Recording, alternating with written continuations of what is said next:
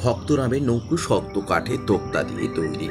ভক্ত সেই নৌকো সস্তা দামে বিক্রি করে। শক্তিনাথ বাবু কিনে নেন।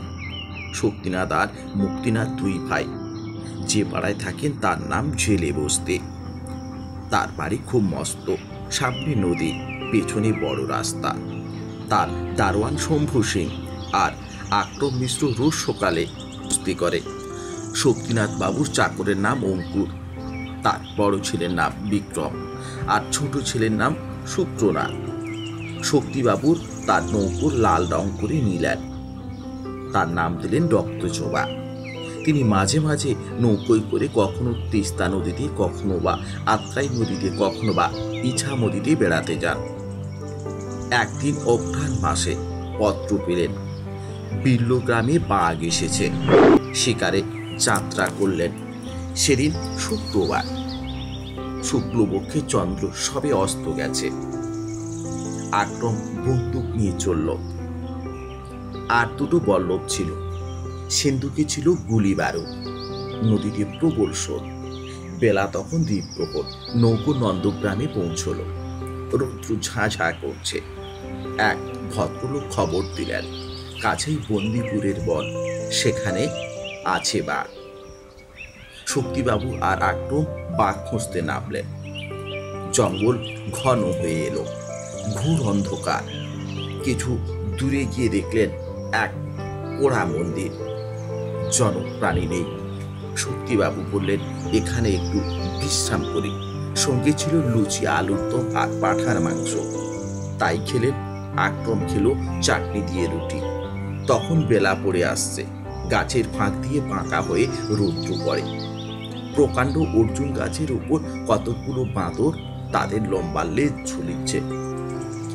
শক্তিবাবু কিছু দূরে গিয়ে দেখলেন একটা ছোট্ট সোঁতা, তাতে 1 হাঁটুর বেশি লেজ হবে না। সেই বালির উপর বড় বড় থাবার দাগ, নিশ্চয় বাঘের থাবা। শক্তিবাবু ভাবতে লাগলেন, কি করা কর্তব্য। অঘ্রাণ মাসের বেলা, পশ্চিমে সূর্য অস্ত গেল। সন্ধ্যা হতেই ঘোর অন্ধকার। কাছে তেঁতুল গাছ, তার উপরে দুজনে চড়ে বসলেন। গাছের গুড়ি সঙ্গে চাদর দিয়ে নিজেদের বাঁধলেন, পাছে ঘুম এলে পড়ে যান।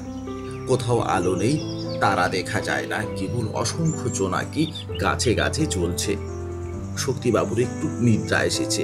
এমন সময় হঠাৎ ধপ করে একটা শব্দ হওয়াতে চমকে জেগে উঠলেন।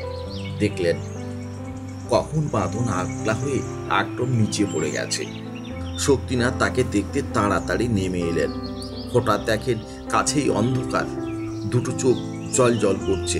কি সর্বনাশ, এ তো বাঘের চোখ। বন্দুক তোলবার সময় নেই। ভাগ্যিস দুজনের কাছে দুটো বিজলিবাতি মশাল ছিল। সেই দুটো যেমনি হঠাৎ জ্বালানো, অমনি বাঘ ভয়ে দৌড় দিল। সে রাত্রি আবার দুজনে গাছে কাটলো। পরের দিন সকাল হলো, কিন্তু জঙ্গলের মধ্যে রাস্তা মেলে না। যতই চলে জঙ্গল বেড়ে যায়, গায়ে কাঁটার আঁচড় লাগে, রক্ত পড়ে। খিদে পেয়েছে, তেষ্টাও পেয়েছে। এমন সময় পাশে মানুষের গলার শব্দ শোনা গেল। একদল কাঠুরিয়া কাঠ কাটতে চলেছে। শক্তিবাবু বললেন, তোমরা ঘরে নিয়ে চলো, রাস্তা ভুলে গেছে, কিছু খেতে দাও। নদীর ধারে একটা ঢিবির উপরে বসে তাদের কুঁড়ে ঘর, গোল পাতা দিয়ে ছাওয়া।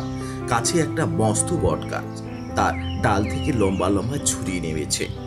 সেই গাছে কত রাজ্যের পাখির বাসা।